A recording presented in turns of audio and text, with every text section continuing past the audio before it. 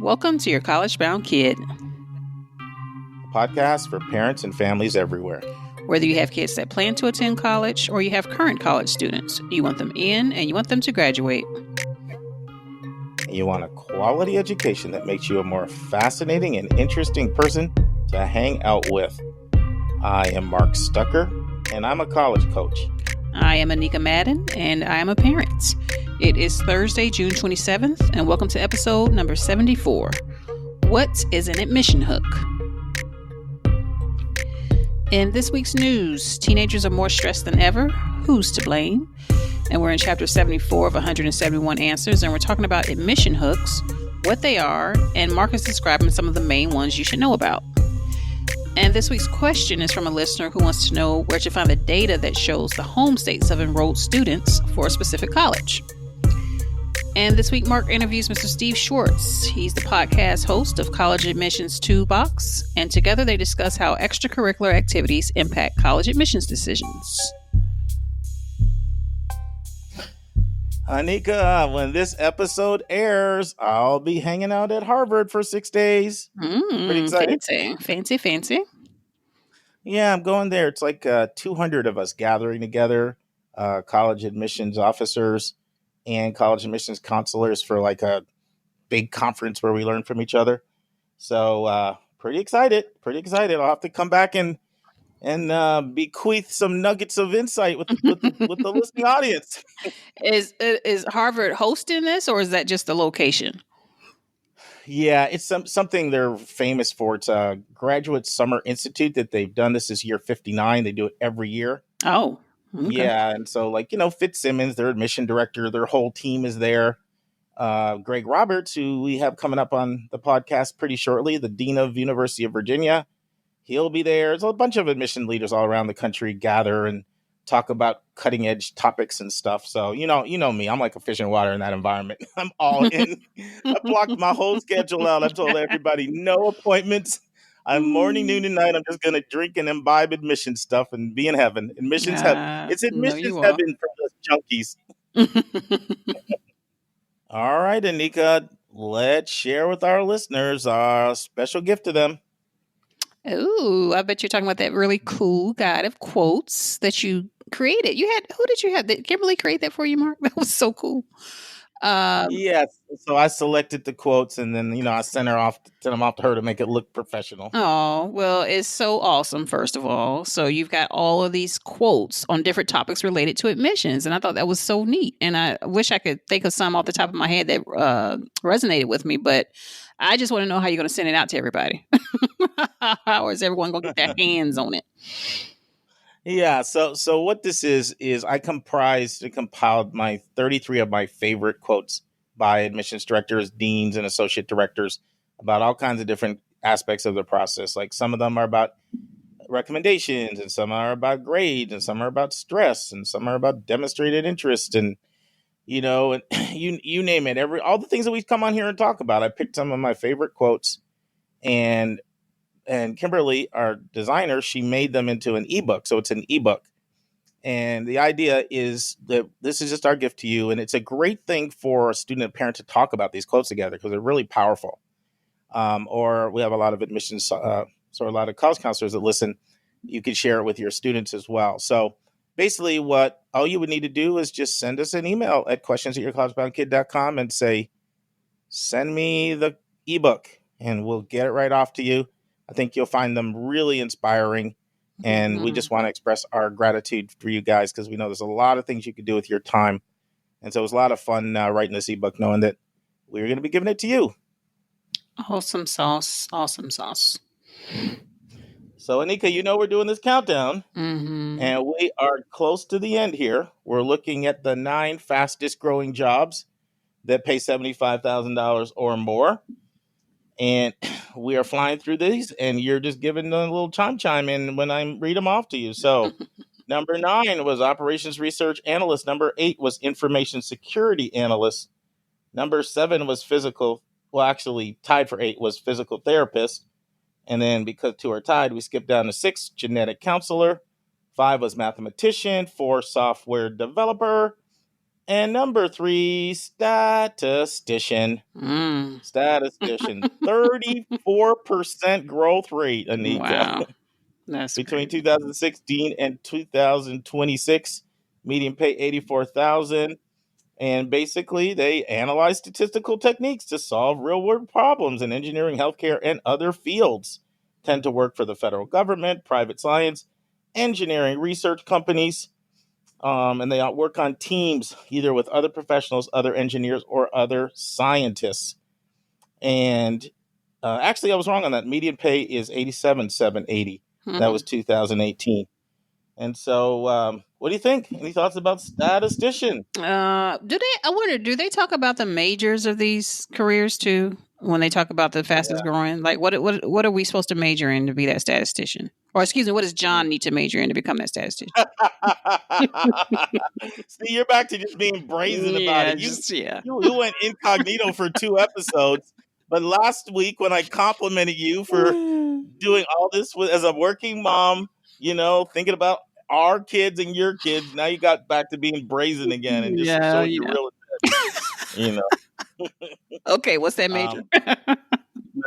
Most of them major in math.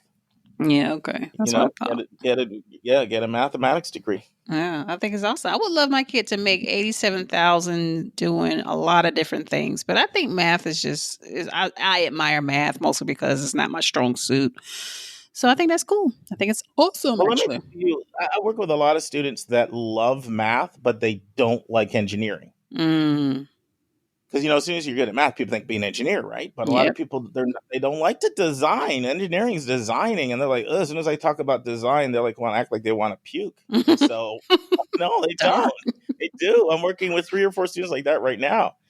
And so, I'm telling them statistician, mathematics, data analyst. There's a lot of jobs out there for mathematical minds other than teaching and other than being an engineer. Yeah, that is interesting because I'm right. I was right in that lane. When you think about, that's why I was on Naya so hard, because she is excellent in math. And I was like, Janaya, engineer. Now she's, good at designing stuff or building stuff too.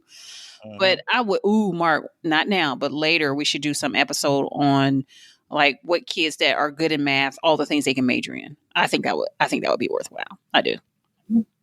Yeah. You know what actually would be good would be to interview somebody on the career side or maybe even a career center, from a college. I like that. Yeah. I want to start doing some more interviews with people at colleges, like disability services and academic success centers and advisors and, mental health professionals and, all the different support services that are there. Right. And career services, study abroad advisor, all that stuff. Cool beans. Let's get to the podcast or it'll be a 2-hour episode.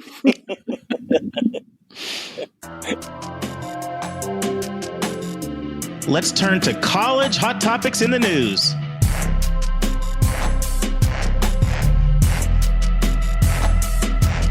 All right, Mark, this week's article is entitled, Teenagers Are More Stressed Than Ever, Who's to Blame? All right, this article is written by Mr. Tom McGrath. It's found in Philadelphia Magazine. And Mr. McGrath appears to be sending a message to affluent families that their parenting style is to blame for the 45% of 35,000 teens who reported they are stressed all the time. And so what McGrath is saying, he says, as good as the intentions are by us parents trying to get our kids involved in any and everything, what he's saying is that these families have loaded up their kids with structured activities such as high-end camps and all these lessons, but they could very well be messaging to our kids that if they participate in anything, they need to strive to be the absolute best at it. And you must strive for the best in order to get the best out of life. Like simple, right? But to that child, it could be that in order to get the best out of life, then that must mean I must go to the best schools in order to get the best education, best. And he gave a really interesting quote, Mark, from a teen who said, I wish I didn't have to live my whole life off the Common App. And he suggested that these teens nowadays are afraid sometimes to tell their parents what they want to do because they may feel like that I have to be the best at because we keep trying to train them up and try to do all these things. So this article was actually really interesting and definitely got me thinking about quite a few things. So I want to know what your biggest thoughts are on his theory on how this alleged overparenting is causing kids stress and anxiety. We're just trying. But what's going on? Well, I wanted, and I love this article, and I know you well enough now, Anika, to know that you are going to love this article. And this is an Mm-hmm. article I really hope our listeners won't just listen to our commentary, but they'll actually look it up and read it. Oh, it's worthwhile. It Yep. Yeah, it's definitely worthwhile. But before I chime in, you said it got you thinking about a few things. Do you care to elaborate? Because I'm curious. Well, I mean, just that in itself about, when you're really trying to get your kid, okay, you want to play chess? Oh, let's put you in a chess club. Oh, let me put you in chess lessons. Oh, let me do all these extra things on top of that. Mm-hmm. And one thing that he talked about is that we really don't allow our kids to figure things out by themselves, like on their own. Like let them get through something and figure it out, and let them fail and let them get up and let them persevere and be done with it. So that in itself was pretty powerful for me, because I'm always thinking about whenever my kids utter a word of anything, it's like, okay, I found 12 camps for that. So it was good. It was really good. Thought provoking. Yes. And so you shared this earlier, but a recent national poll of 35,000 teens, 45% said they were stressed, not some of the time, but all of the time. And then, according to the Center for Disease Control, right here in the ATL, the suicide rate for 10 to 19-year-olds rose 56% between 2007 and 2016. I don't know if you knew this, Anika, but suicide is the second leading cause of death on college campuses. All right. And then another survey he mentioned where 64% of college undergrads said they feel overwhelming anxiety at some point in the last 12 months. And so I want to read a quote from the book, just pretty lengthy, but I think it'll give our listeners a sense of how powerful this article is. So it goes like this. I think you can talk to any kid and they'll be able to say logically, I know going to Yale doesn't necessarily make me smarter, better. It's not going to really determine that crazy much about my future, Sarah says, but at the same time, you still want it. Just where this need to achieve comes from is complex. Part of it, no doubt, stems from parental pressure. Sometimes that coercion is overt, but not always. My wife and I, for instance, have never really emphasized grades with Sarah or her older sister. The message has always been just do your best. But the other day, Sarah took my chill attitude and flipped it back in my smug face. You give yourself so much credit for not pressuring me, Sarah said. But the truth is, if I got C's and B's, you would definitely put pressure on me. What's more, she went on, the do your best message actually just increases the stress that I feel. Since if I fail, it means I'm not capable. And then he says in parentheses, having a critically thinking child who makes valid points can really be annoying at times. I've had lots of parents tell me that. Send them off to the school to become a critical thinker, and then I got to deal with them. He goes on to say, but parental pressure isn't the only source of achievement anxiety that kids feel. Just as daunting, it seems, are the expectations that girls like Sarah, Paige, and Sophie, and in the article he interviews these three girls, Sarah, Paige, and Sophie, have for themselves. He says, having been raised in educated, high-achieving, and often affluent families, they imagine nothing less for their own lives. Sophie, for example, is interested in neuroscience, so getting into an elite college simply seems like a necessary step in the journey. You know, one thing that I like a lot about this article, because it talks a lot about the stress being college-related. Mm-hmm. And she says, I feel like to do what I want to do, I have to get into a good college, she says. Obviously, I could get into a lower ranked school and still get a good education, but maybe I wouldn't get to do exactly what I want to do. And then Paige, too, has high expectations for herself, born both of her own ambition and obligation. One of her extracurriculars is volunteering at a school in South Philadelphia. By the way, Anika, I so related to this article because I used to subscribe to Philadelphia Magazine. And all the places that they mention are all really close to where I lived from 1995 to 2009. So I know all these places. Okay.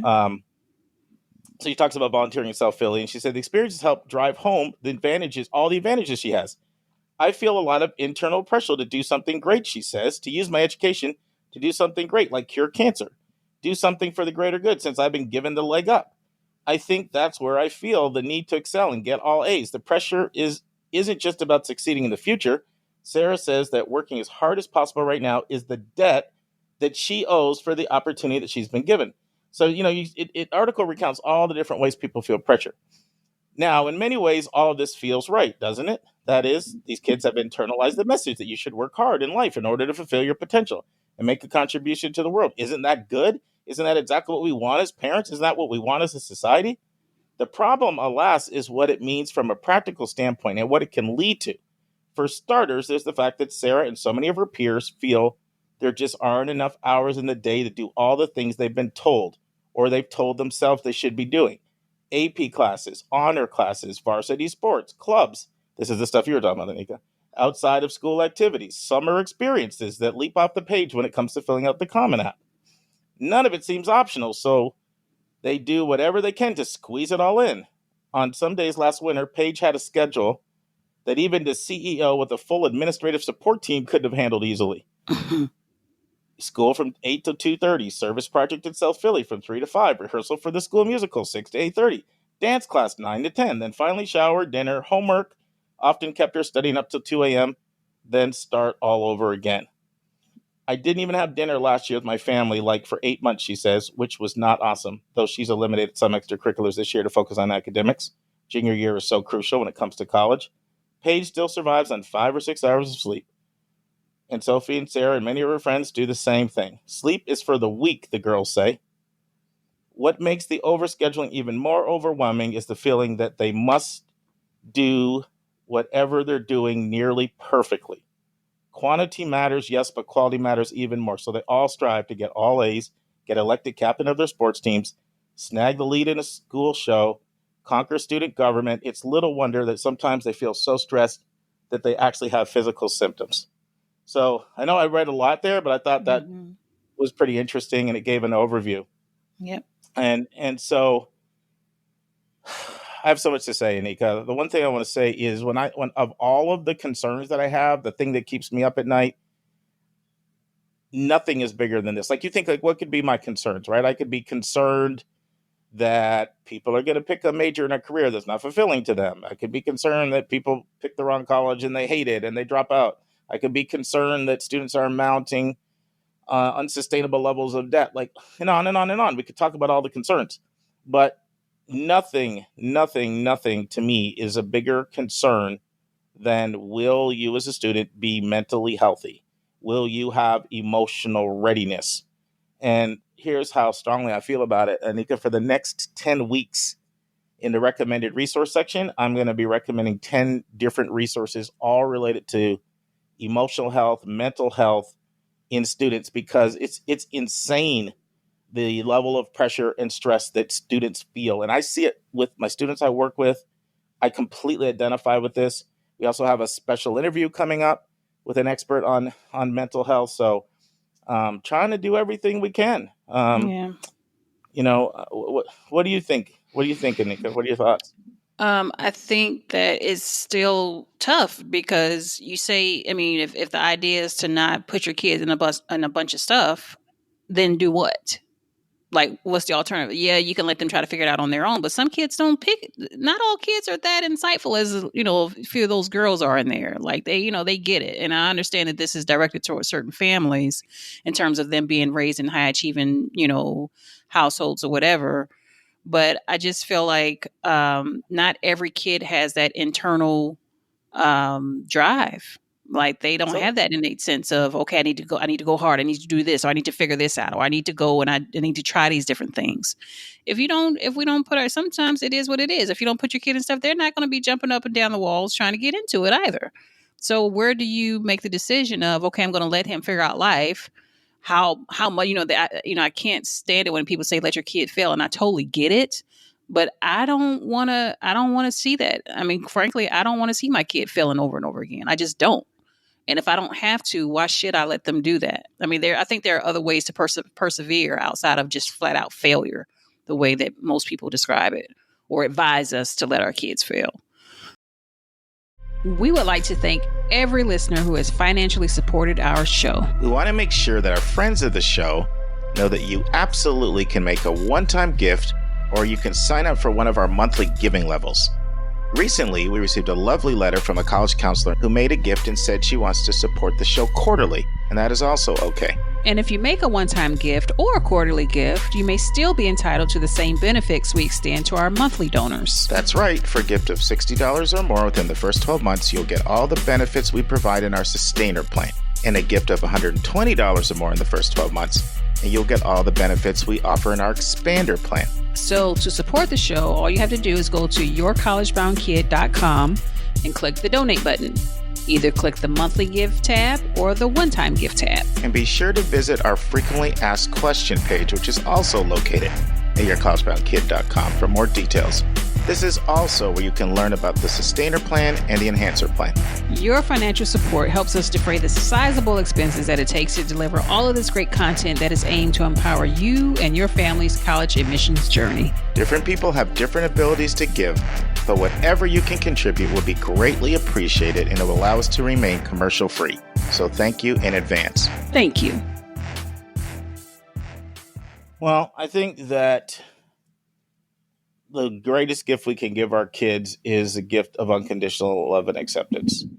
And it's challenging. You know, it's funny. I love meeting people who listen to the podcast. And I had a guy who listens to the podcast hit me up on LinkedIn, said he's like, you know, moving here, and he'd love to, you know, get together with me. And sometimes I say no, sometimes I say, I just felt like saying yes. So he said, hey, I'll treat you to lunch. So we met, and I'm really glad I did. Liked him a lot.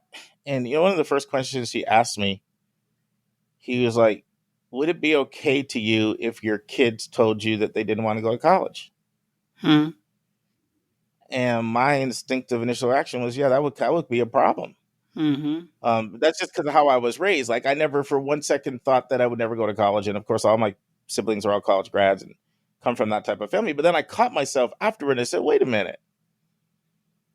I felt like what I was saying was wrong, right? And it hasn't been an issue with me because both my kids wanted to go to college. It never really come up. But right. So I corrected myself, and then I said to him, well, you know what? I'd like to know. I need a plan if you're not going to go to college. Because I know lots of people that have done well. I know lots of people that have done well not going to college. Exactly. Or even people that have dropped out and done well. But I just thought about what ways do we subtly put pressure overtly and covertly on our kids as parents, like, you know, subtle things we do that they can pick up, you know, where they feel like they are disappointing us. And what's happening is that parents, you know, they see these low acceptance rates at these colleges, and, you know, they hear about people graduating from college and not having jobs, and they just want so much for their child to have a better life than they had and not have maybe some of the challenges they had. So it stems from, like, you know, benevolent ambitions or benevolent motives, but oftentimes it results in a pressure. But you know what? It's not only the parents, Anika. And one thing I liked about this article is it talked about all aspects of the pressure. So there's the overt and the covert way that parents put pressure, but then it talked about the peer group as well. Right? We know that, especially if you're in a high achieving peer group, you know, affluent suburb and private schools, boarding day schools, that peer group is a high pressured peer group. Then he talked in the article, he talked about the culture itself, things like cell phones and 24/7 social media. Right. And that pressure, you know, that's why it's like a confluence of all these things coming together at the same time. And that's what makes it so toxic. And then the other thing is some kids are they're just wired in a way. There's just a propensity to struggle with anxiety, depression, mood disorders, and suicidal thoughts. It could be a chemical imbalance, right? So it's kind of all these things coming at kids at one time. And I just have to read one more quote because it's so powerful. This is about parents.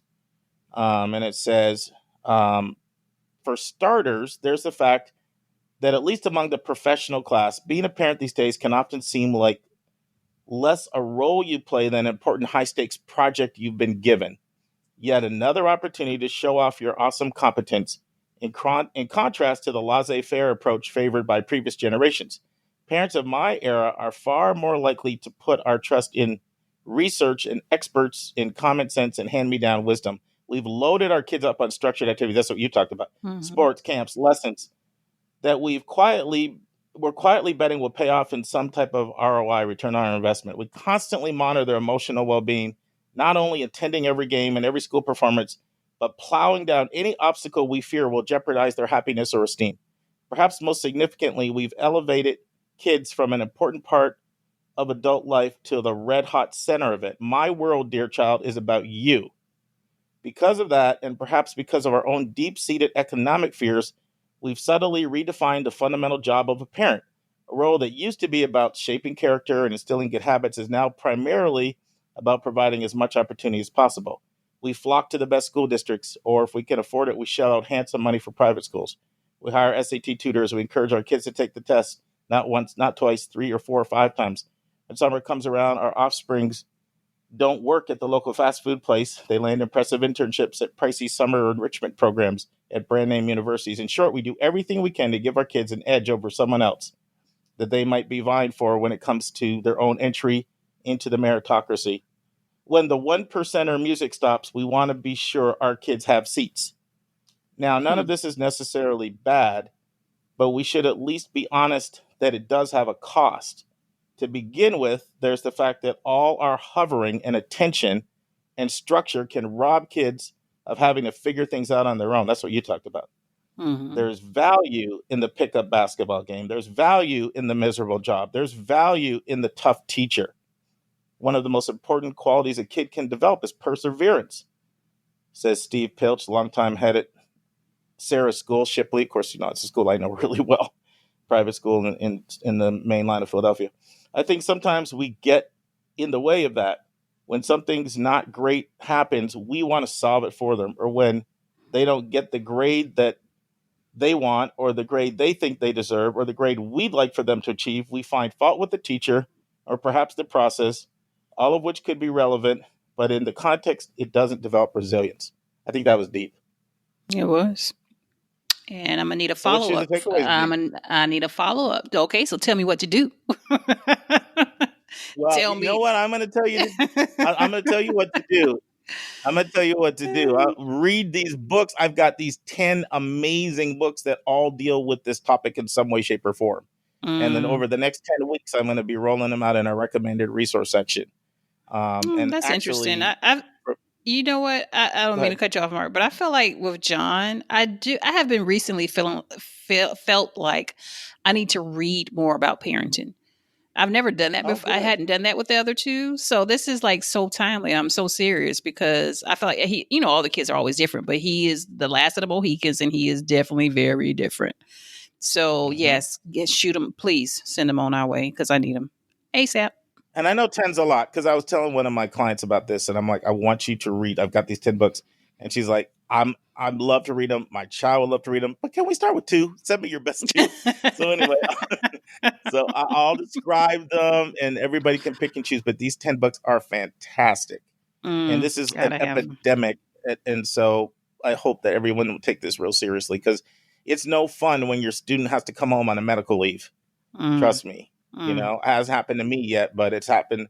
I feel like all the kids I work with are kind of like my own kids in a lot of ways. So it pains me when I see that happen. Now it's time for our step-by-step walkthrough of the college admissions process.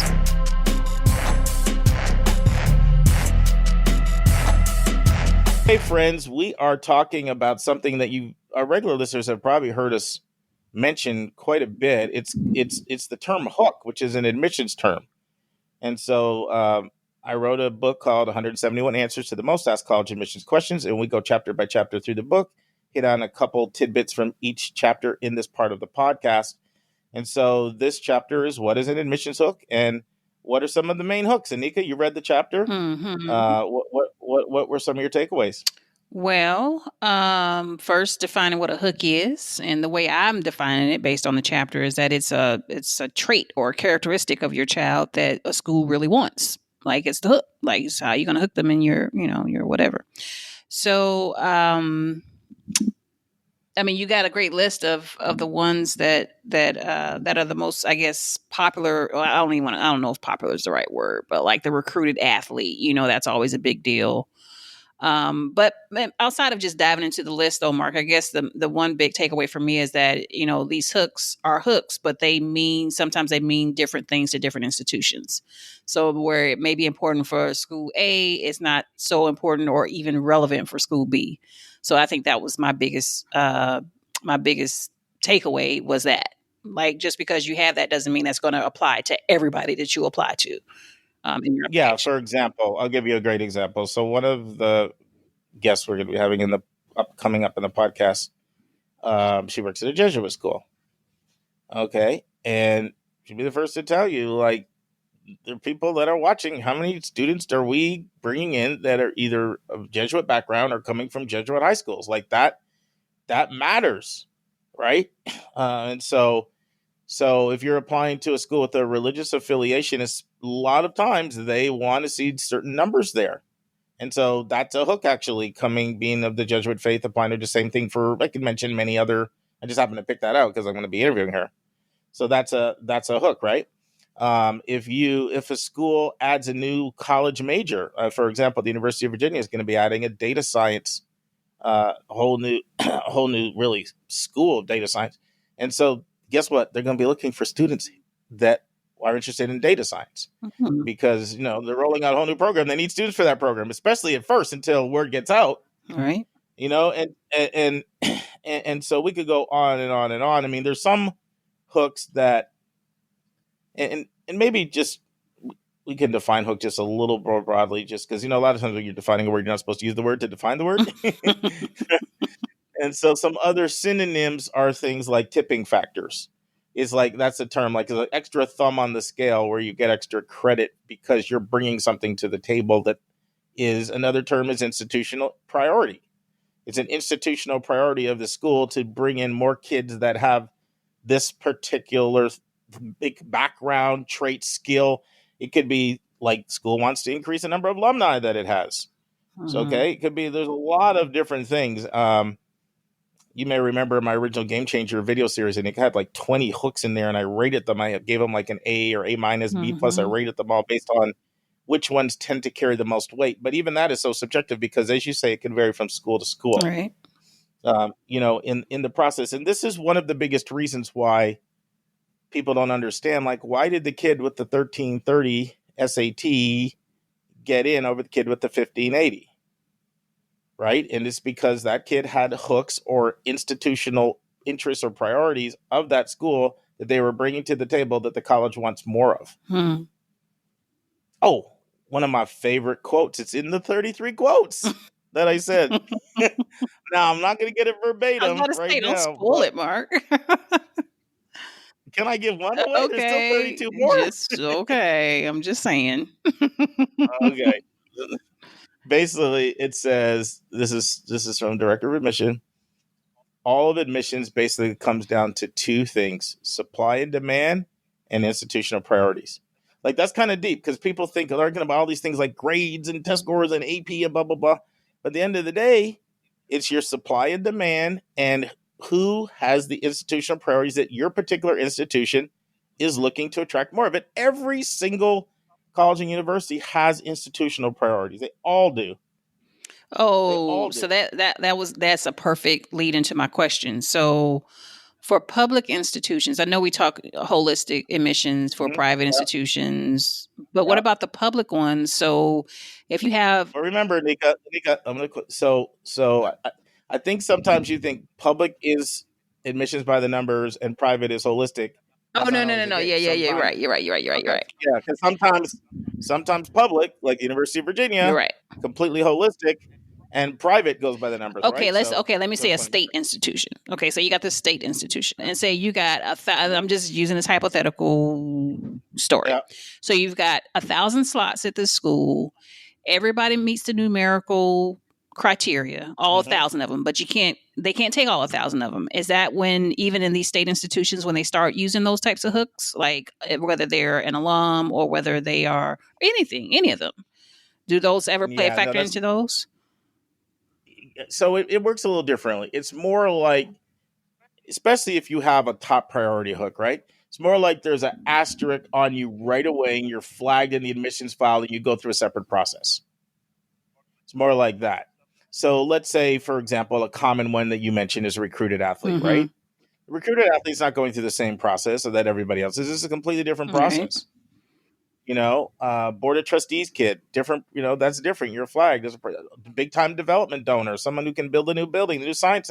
That's a different process. Like, I don't mean a different process. It doesn't mean your file's not read.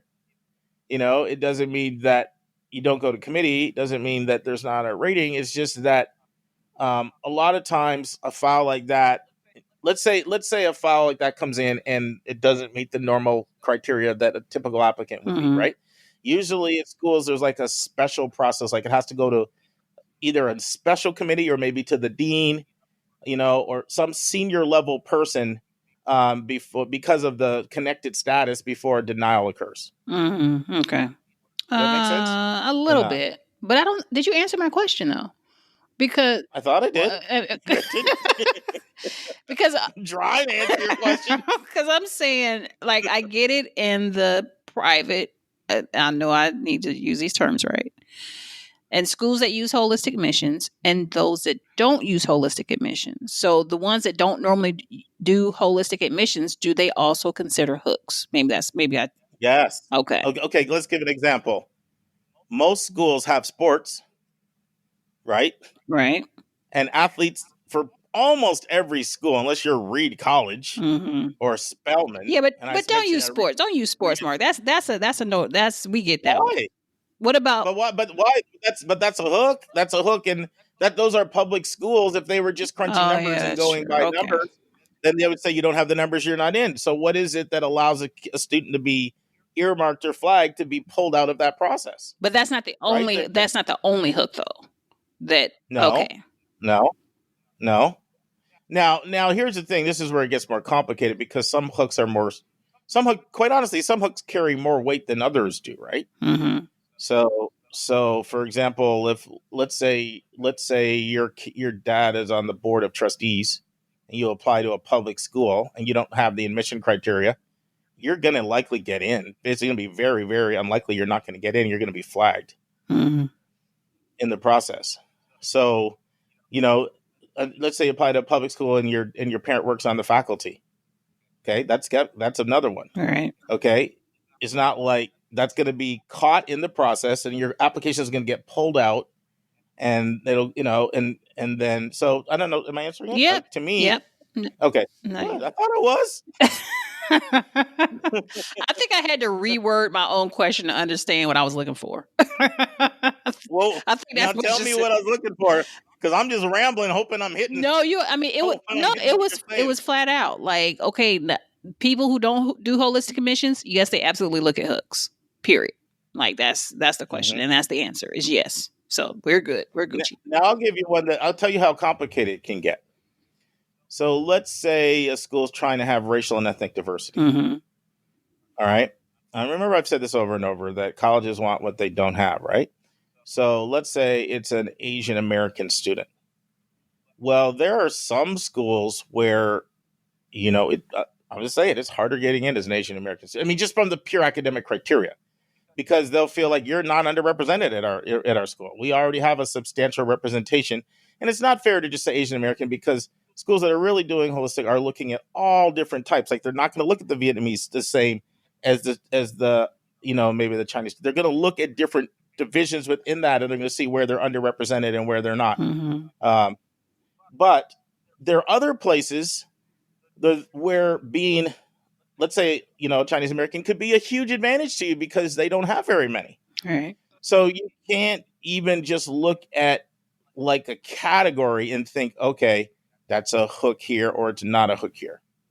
It's all school specific. It's all about supply and demand and the philosophy of that particular college, what they want in their student body. Okay. And the same is true for ability levels, right? Like let's say you're like an amazing soloist. All right. Well, at one school, that could be a hook for you because you're stronger than a lot of the other ones in their pool. Then another one, you might just be like, you don't measure up to. No, you got to understand, like solos we're bringing in here, they're at a whole different level. So what you think is a hook is not really a hook. Mm. So hooks can get confusing because people don't always. It's not like you always know whether you have a hook at a school. Right. So when do you know? When do you know then? Well, so that's a great question. Normally, so it depends on the hook. It depends on the hook. Because if it's something like a recruited athlete, then you're generally going to know because there's going to be a lot of communication going on with the coaches. Coaches are going to be saying, listen, I'm in touch with the admission office. I think we can make this happen. Or if it's a place where they actually have slots, the coach can actually just offer you a spot, right? Mm-hmm. So that's like a more clear-cut one. If you apply as, let's say, female student in engineering, that usually will work to your advantage. But how much does it work? It could work a little, it could work a lot. It depends on if there's a huge initiative to try to get gender balance in the engineering department, it could count a lot. In another place, it could count very, very little, and you would never really know. All right. Or you may never know for schools that are looking at admitting by majors or admitting by schools, whether or not, we don't have very many German students that want to be German majors this year. Like, look at it. We have hardly any. So let's bump this person up. So in those cases, you really don't know. That's all stuff that happens behind the scenes. Okay. Is there ever any communication between these schools? We say the counselors talk to sometimes the admissions officers. Is that ever communication, part of their communication that goes back and forth? Yeah, that can happen. Yeah. Other things can happen too. Like, for example, let's just use that example that I said, right? A student applies, their German major, and the other end of the school, they're like, oh my goodness, this is great. We hardly have any. You could get contacted by somebody from the faculty of that school. Okay. And so little things like that could indicate, okay, I think, it seems like they really like this. There seems to be an interest in me. Okay. But here's the thing. What are the takeaways for our families, knowing that sometimes they'll know if they have books, sometimes they may not even have a clue at all? Is that the takeaway? No, I'm asking you. No, I'm saying that is the takeaway. Sometimes you'll know, sometimes you won't. That's my takeaway. Well, one of the takeaways is I'm partly saying this coming from the admission side, is try to reserve judgment as to what admission office is doing, because you don't know what sometimes they're looking for, right? Because that happens all the time. Like, what in the world are they doing? I can't believe they took this student and they didn't take this student. Like, you don't really always know what's going on behind the scenes. Right. Let's continue with that example. What if a whole entire department, there's talk about closing it or laying off faculty if they don't get more people expressing interest in a particular major? You don't even know that. And so they bump a kid up because, he's going to help in that or she's going to help in that area. So I think one of the things to take away is trying not to be judgmental when you see bizarre decisions that are made in the admission office. But another thing to keep in mind, and this is really important, you do need to kind of, as best as possible, it is extremely helpful to know your hooks, and because it really helps you to build your college list. Because a lot of times students I'm working with Anika, they'll be like, oh, I could never get in that school. Like, I'm not competitive. Like, look at the average test scores. I don't have those numbers. I'm like, are you serious? Do you realize you look like an extremely strong applicant to that school? Because they don't realize, like, you're bringing hooks to the table that this school would be craving and dying to have. So the extent to which you can know what your hooks are and know how your hooks play at different schools plays a big role in your ability to build a college list. That was a great takeaway. I'll take that. Thank you. Let's move on there, because I think if I keep talking, it'll go downhill. Yeah, that was a good one. That was a good one to end on. Let me stop while I'm ahead. Because I know from last week when you rated my little rating 6, 5, and 4 that you can be brutal. So I'm ready. I'm going to take my compliment and keep on moving right to the next segment of our podcast. Moving on. Yep. Bruise my little podcast ego there. No. Because, I played it back again and I was like, felt the knife right in the Anika, Nisha, good thing you're not a boxer. They got female boxers these days, because you can throw a haymaker. I'm not that bad, Mark. Oh, my God. Hey, I get my own medicine. It's time for a question from one of our listeners.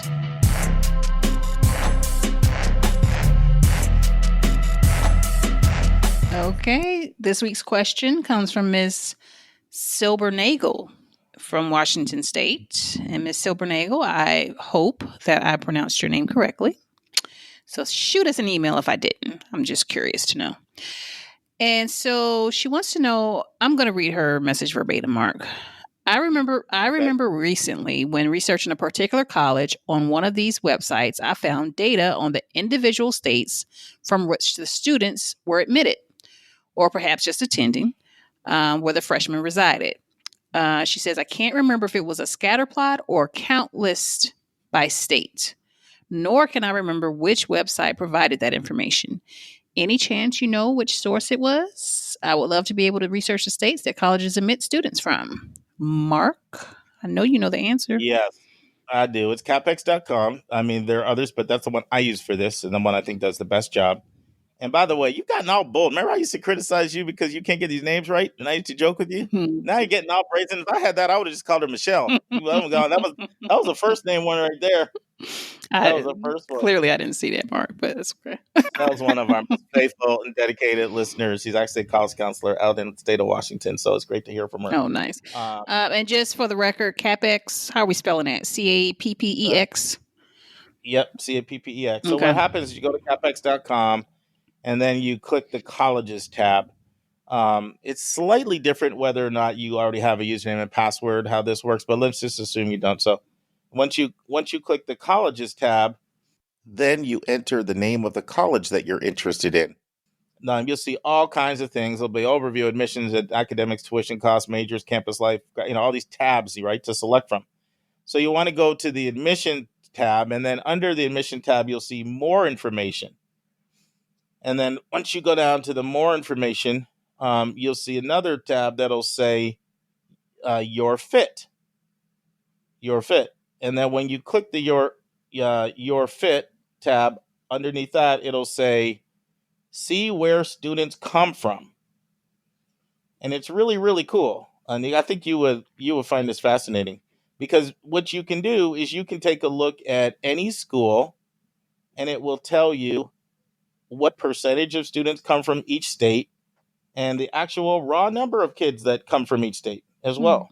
I feel like I'm sure I've seen that before. I've been in CapEx a few times. Well, I had it in my Game Changer video series, and I had all kinds of like lines flying around, high tech, pointing with arrows. So that's probably where you saw it. For our listeners, I released a 10-hour college admissions video series called Game Changer back in 2014 that was designed to be like your counselor in the box. And so I featured that in there. So that's what this is when I'm referring to.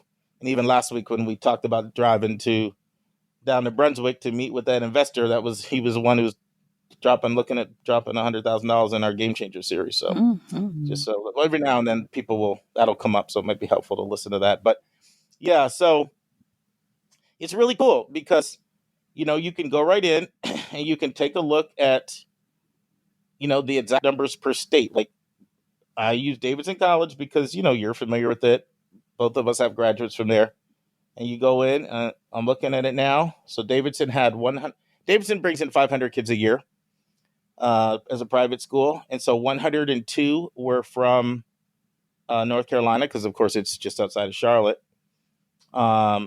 which was 20%. It gives you the percent, and it gives you the actual numbers of kids. And then no other state in the country, Anika, had more than 33 kids. Yeah, so nobody else had more than, like, Georgia was actually next with 6%. 6% of the incoming students, or 33 kids, were from Georgia. And then like Texas and California have like 23 kids, and Florida. And so it's kind of fascinating. And so how do you think somebody might use this information? As a hook, maybe. Right. Am I gonna get bombarded with hook talk now after that last segment? Well, it's a hook. It's a hook. No, but you know what though? It really, that actually is a really good answer. It's particularly true though if you are especially if you're coming from a state where they have no representation. And once again, this does go back to schools that are trying to have somebody from everybody in the country, right? Like there are in-state institutions. Like I looked up my other daughter's school, University of Georgia, and like 87% of people were from Georgia, and Wow. no other state even had 5%, right? Because it's a state institution. So if you're coming from like one of these states that's really obscure, and one of these schools that they'd like in their profile to say we have kids from 47 states or 44 states, and yeah, if you're going to be the only one from that state, then it absolutely can be a hook. tends not to be as big of a hook if you're from a state that, has a sizable number, but, if it's got a decent number, it's unlikely to matter. But sometimes there's regions too. Like they may say, look, we're hardly getting any kids from the Midwest. We'd like some more Midwest kids. Mm-hmm. So that's one way to use it. How else? I don't know. You mean how else to use the CAPEX site in general, or just the state data? The state data, the state-by-state data to find out how many people are coming from each place. I don't know. So a couple other things. One is sometimes if you want to just know, like, how many people are coming from where I'm coming from, like that may be important to somebody. Like, I want to know that there are people from my area, like, that I can relate to, right? Sometimes that's important to people. Or if they have a particular area of the country where they like, let's just say you like Californians, like you just like Californians. You vacation there, you travel there, you like California. So maybe you might want to look and say, how many people are coming from California? Okay. You can also look and get a sense how much a school is regional versus national as well. Because, you can go in and look and that's important to you. You can really look state by state, region by region, and you can really see, wow, they're really truly pulling from all over. Okay. So I'm a stat geek. And so I like, this is like almost like my admissions conference coming up next week. Like, I'm all in on this type of data. I know. I don't know if you remember this, but in the Game Changer video series, I looked at two colleges that a lot of people compare to each other. Elon, which you'd probably know, right in North Carolina, and Furman in South Carolina. And I showed this data, and I showed how even that one school is North Carolina, one school is South Carolina, Elon pulls so much more outside of its region when you go state by state. Like, they have so many more from New York and New Jersey and Pennsylvania, and all of these coasts, where Furman is very, very heavily South Carolina and border states. So if you want more of a national student body, it's a great way to find out whether or not the schools you're considering offer it. And now, this week's interview with a special guest.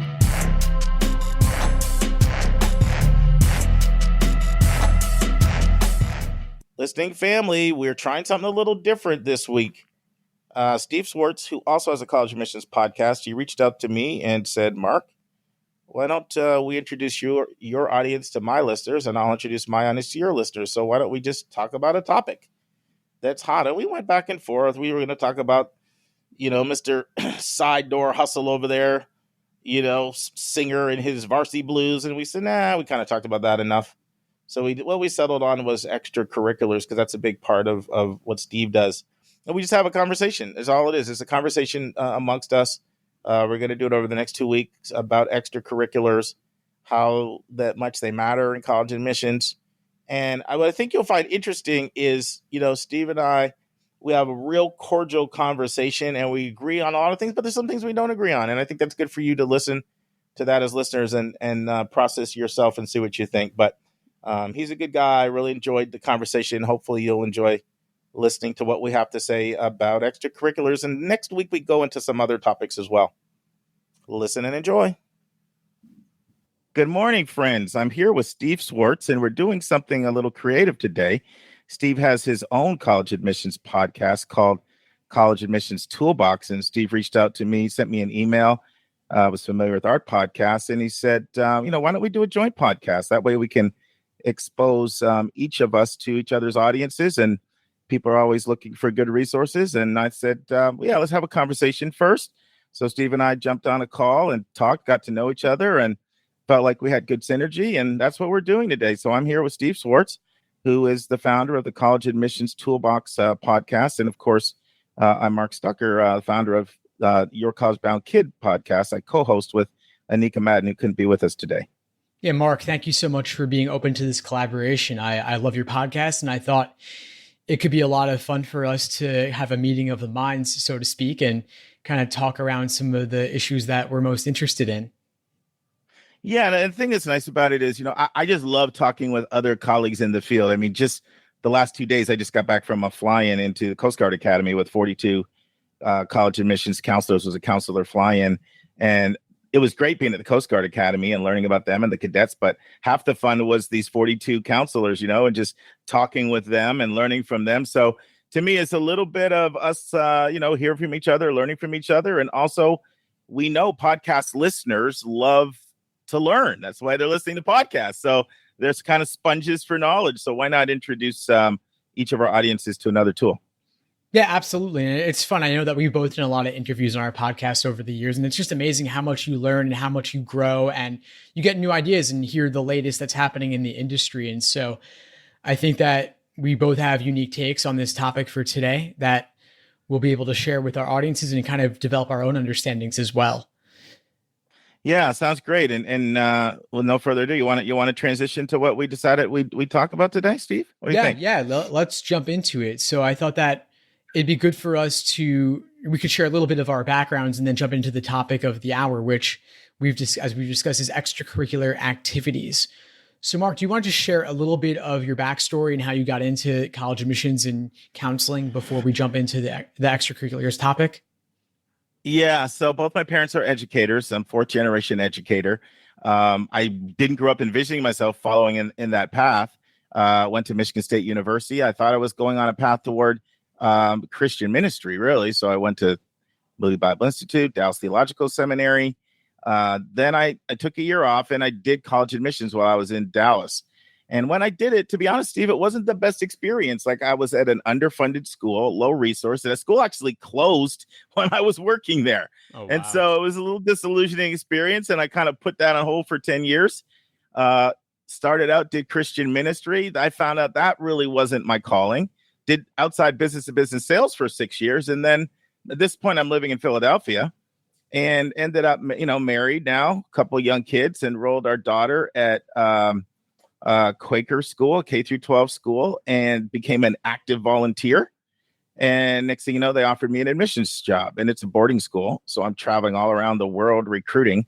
So I did that from 2001 to 2009. And then I partnered with one of the legendary counselors in the field, Susan Tree, and became an adjunct college counselor with her. So that's really where I learned what I know today. That was my foundation, the combination of doing boarding school admissions, which is probably about 97% similar to liberal arts admissions, and doing college counseling. So I'd recruit the kids and then I'd work with them on their college placement. And so 2009, I moved down to Atlanta, Georgia, took a job on the KIP through college team as a full-time counselor with KIP. And then I was helping a lot of families. And then a year later, a bunch of families said, listen, could you help my brother, my sister, my coworker, my sorority brother, sister, all that. So I launched School Match for You, which is the educational company that I work with. And I've done that since 2010. But then in 2018, I'm a podcast junkie. I consume them all the time. I'm driving, I'm listening, and I'm like, wow, they're just amazing. And there were a couple of college admissions podcasts that I liked at the time. Actually, interesting how, they're not around anymore, but but they were helpful at the time. And I can't remember how it all happened, but one of the families that I'd helped through the process, I placed a kid at boarding school and then placed their son at Davidson College, where I have a daughter at as well. We said, hey, why don't we do a podcast together? I'm sort of the college admissions expert and she's the parent. And we've been going strong. Every single Thursday at 6 a.m. we drop a new episode. Our episodes range between 60 to 80 minutes.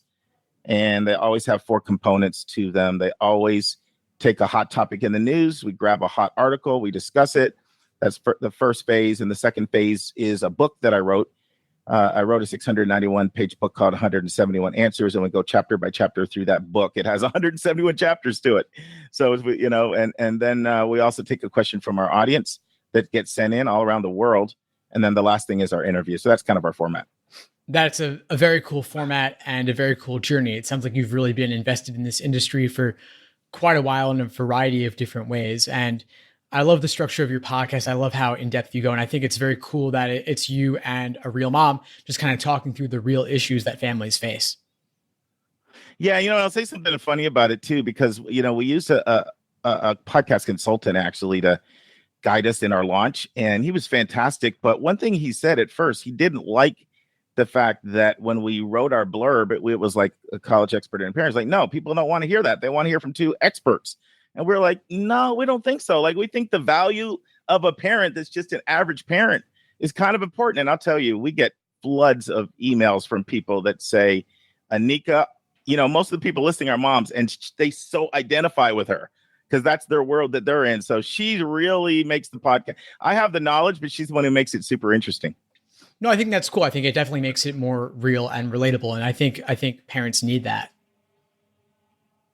Yeah, I know how you feel about it, Steve, but it's actually one of the most rewarding ventures I've done. It's just something about giving free information. There are no barriers by geography, no barriers by culture, by gender, by race, by income.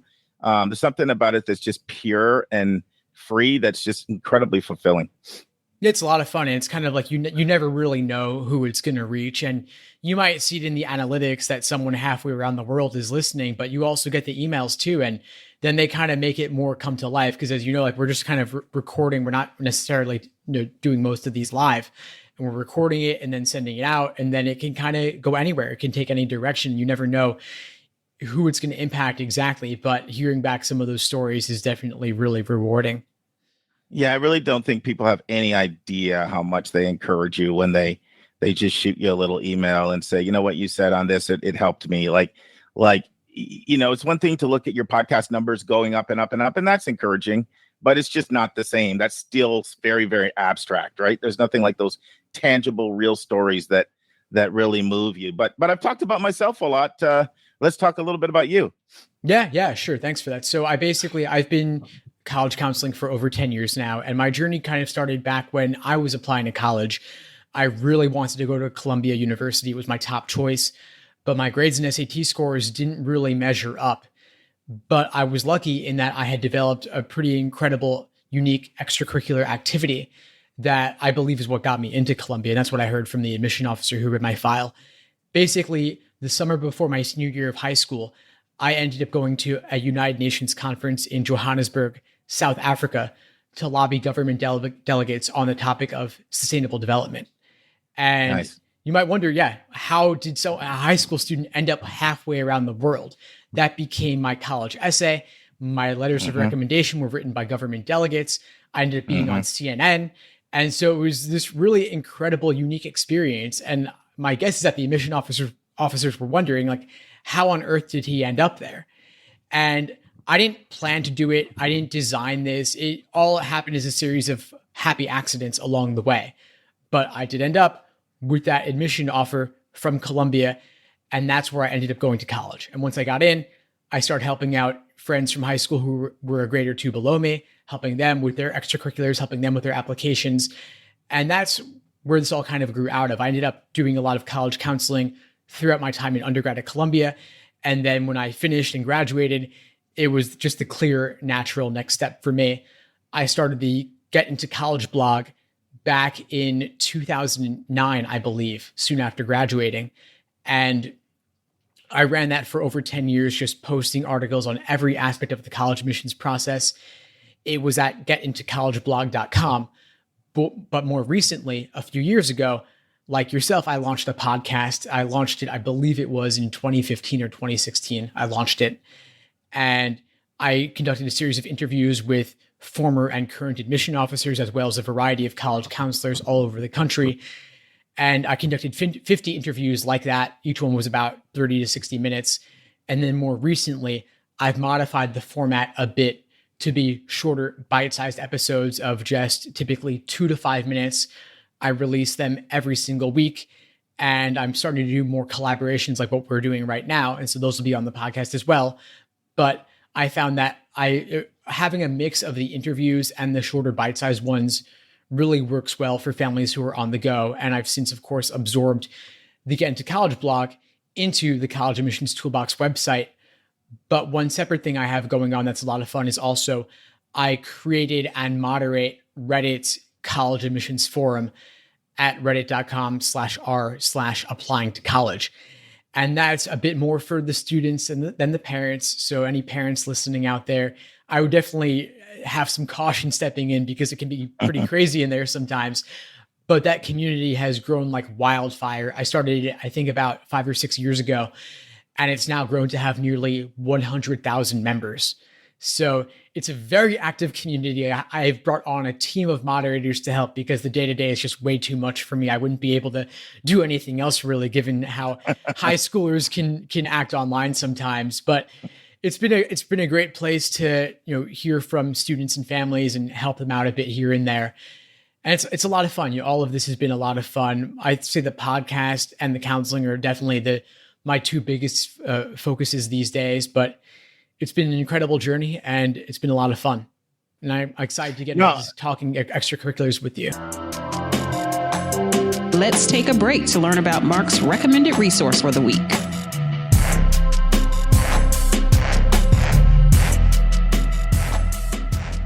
Friends, there are two recommended resources for this week. The first one is an outstanding 35-minute interview that appeared on NPR with Dr. Anthony Rostaine and Dr. Janet Hibbs, a psychiatrist and a psychologist who wrote the book, The Stressed Years of Their Lives. We are putting up the link to this outstanding interview in the show notes, and I implore you to listen to this interview. The second recommended resource is the book itself, The Stressed Years of Their Lives. The subtitle of The Stressed Years of Their Lives is Helping Your Kid Survive and Thrive During the College Years. I listened to this powerful book as an audiobook, but I'm going to read a portion of this excellent book review from Hands to Guide You. Induced emotional problems first appear, write Dr. Janet Hibbs and Anthony Rostaine, in their new book, The Stressed Years of Their Lives, Helping Your Kid Survive and Thrive During the College Years. Hibbs and Rostaine offer a comprehensive guide for parents and children to cope with the challenges that the college years bring, and in the best circumstance, find strength in them. More than half of college students report overwhelming anxiety. More than a third report depression that affects their academic performance, and 45% at some point in the past year have felt things were hopeless. One contributor to these numbers, Hibbs and Rostaine tell us, is the fact that most psychiatric disorders show up from ages 14 to 26, possibly the most tumultuous decade in a person's life. Responding to fears about their children's well-being and often overblown headlines about the dangers of college partying, parents can fall prey to three pitfalls. Number 1, over-preparation. Number 2, over-parenting.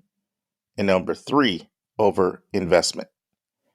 Hibbs and Rostaine write, parents can fall into the trap of even crowing about their children's AP grades and their standardized test scores. The result is a child who is not prepared to fail, not prepared to face setbacks, and not prepared to be anything but above average. We will now return to my interview with Steve Schwartz. Yeah, there are a number of things that jumped out to me about your story that I think are really compelling. I think they're really important for our listeners to hear. You know, one of them is your situation was organic. Like, it's not like you sat back and to sort of try to game the system, right? You were like doing what you love. You're doing what you were passionate about. You wouldn't have done all those things if you really didn't care. And I think that's really, really, really important. And I do want to read one thing because this is a quote that I have this quote in my book. I love this quote, but I think it speaks to one of the things that's important when it comes to college admissions.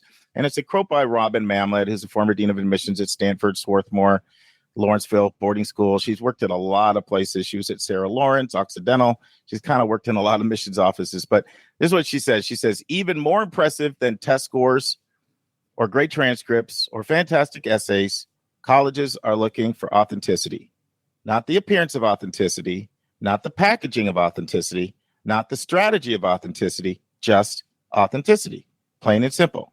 So why is that?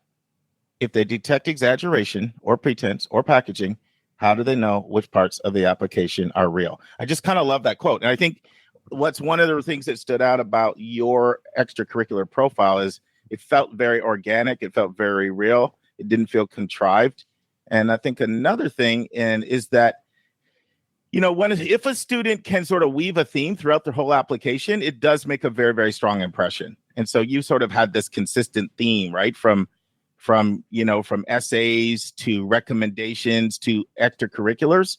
And when college admissions officers are are reading a file. They're trying to assess lots of things. Obviously, they're trying to assess, can the student do our program? What kind of citizen are they going to be? But one of them is, where will the student have impact on our campus, and what's the best way to do it? What you did in the past it's like that investment statement, right? Past performance is no guarantee of future results, but it's the best thing to have to go on. And so I think, as an admissions officer, if I'm reading the file that you told me, I'm going to expect a lot of impact in those areas. And the other thing is, college admissions officers are looking for interesting people who are unique and different. And I think people don't realize how much, when you're interesting and unique, you add to the community and you stand out. So those are just some of my thoughts about what you shared. And anything you want to say on that, Steve? No, thanks for that, Mark. I think it is something about it being unique. And it's kind of funny. I ended up being featured in a book by Cal Newport called How to Be a High School Superstar. He featured me as one of his examples of students who had unique, compelling extracurriculars. And he kind of generalized this sort of student, of which there aren't that many, of course, but under a general framework of what he called the failed simulation effect, meaning that you can't possibly imagine how a student would end up at that particular endpoint.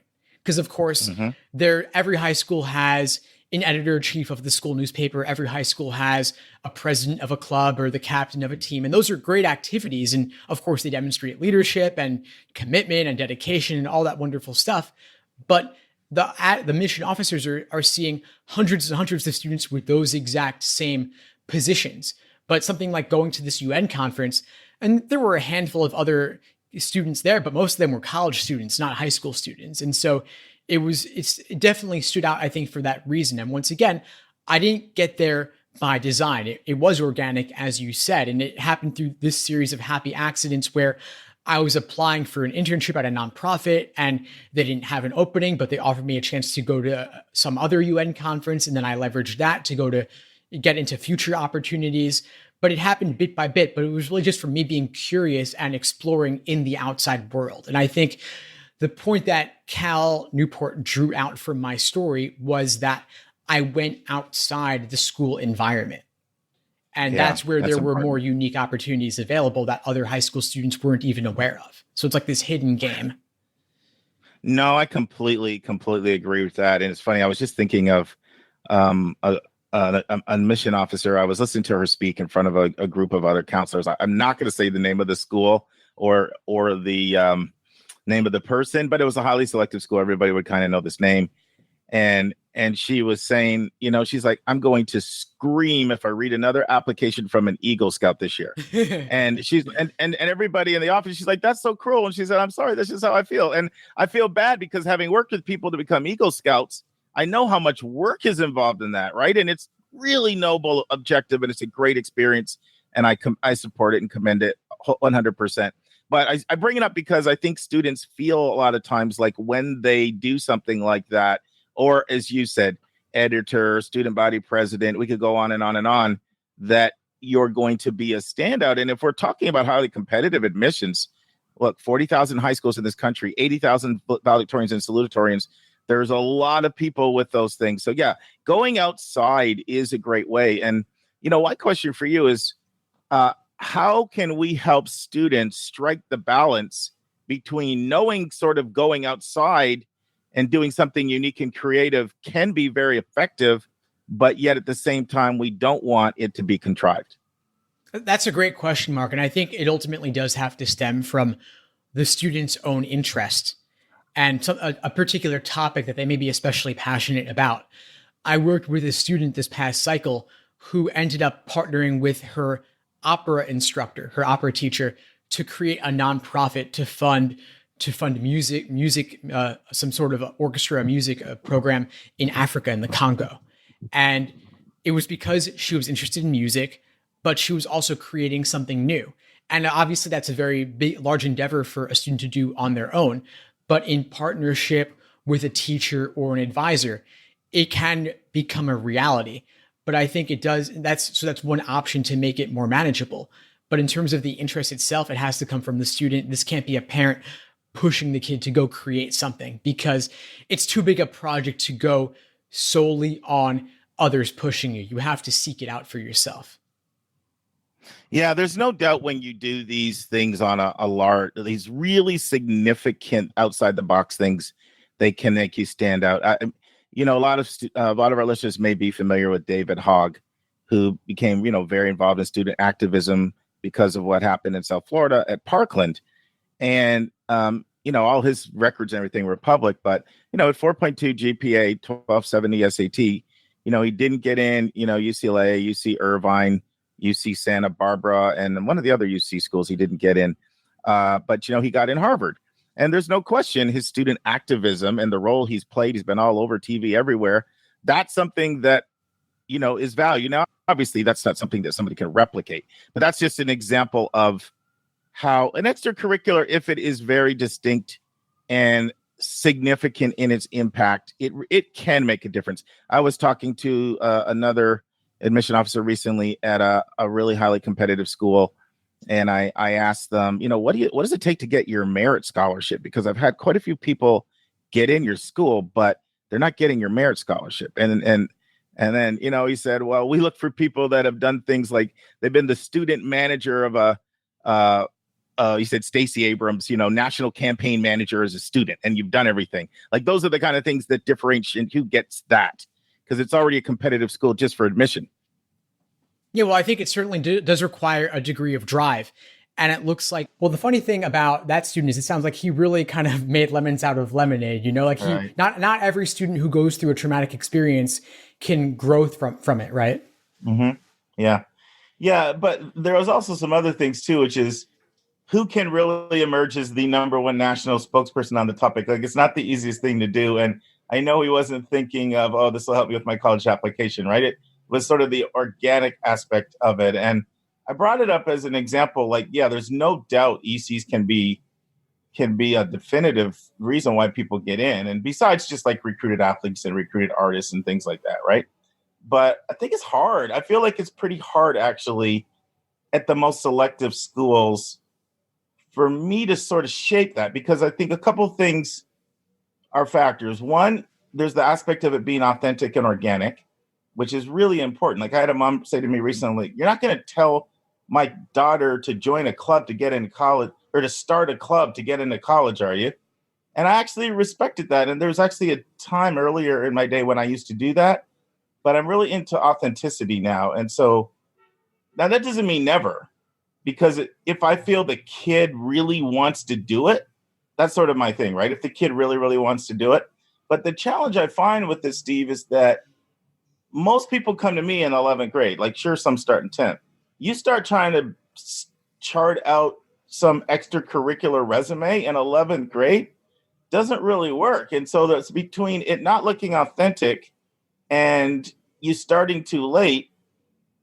It can work to me, but it doesn't tend to work at the most selective schools unless the student was already really on that path already on their own. Those are my thoughts. I don't know what you think. That makes a lot of sense. I think that ultimately you want the child to have some kind of pattern of interest in something. And of course, a child can develop new interests, but right. I think most children don't go from having 0 interests to having 100 interests, right? Yes. That looks kind of forced and artificial, I think, where it looks like they hired a college counselor right in the spring of junior year.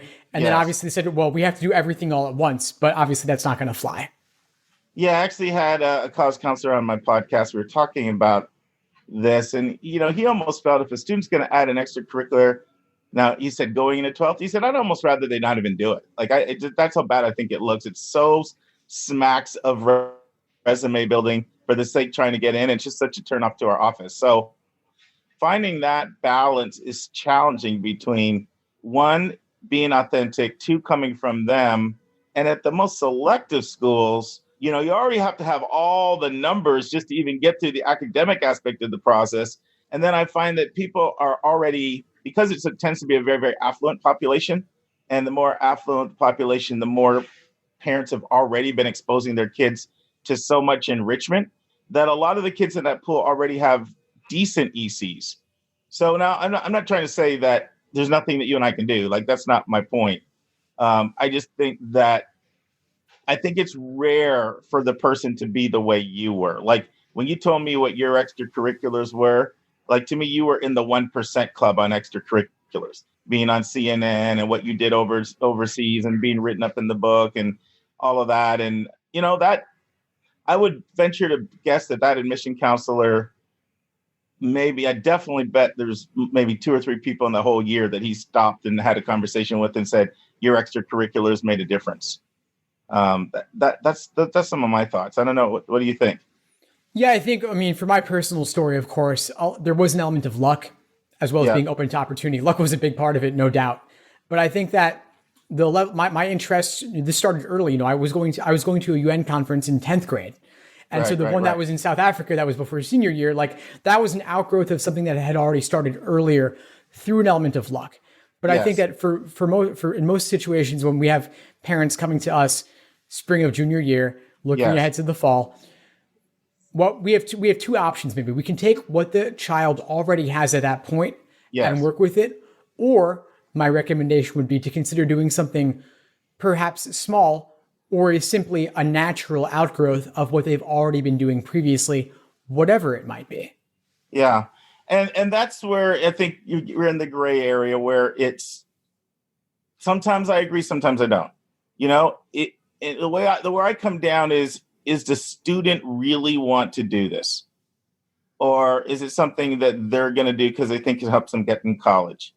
That smacks of packaging, and it's just the stuff that makes admissions officers not like educational consultants. Yeah. So, but if I have a student that really has energy and really wants to do something, then I'm comfortable with it. So that's kind of my piece. To me, that's where the authenticity comes in. Next week in the news, 4 years of college, $0 in debt, how some countries make higher education affordable. And we'll be in chapter 75 of 171 answers, and it's about colleges rescinding admissions acceptances. And next week's question asks if there are any bad questions to ask an admissions counselor. And Mark continues his interview with Mr. Steve Schwartz next week. And they continue talking about extracurricular activities as well as other factors that admissions officers use to decide who gets in. Anika, if I come back from next week sounding like a Bostonian saying Harvard, you better smack me upside my face. No, I'm going to unplug your College Bound Kid if you do it. None of this fake East Coast sophistication, right? You're not going for it. It's hilarious. Don't do it. Let me put a post-it note on your head. I promise I won't. Oh, you and my kids, my wife, and everybody else. So.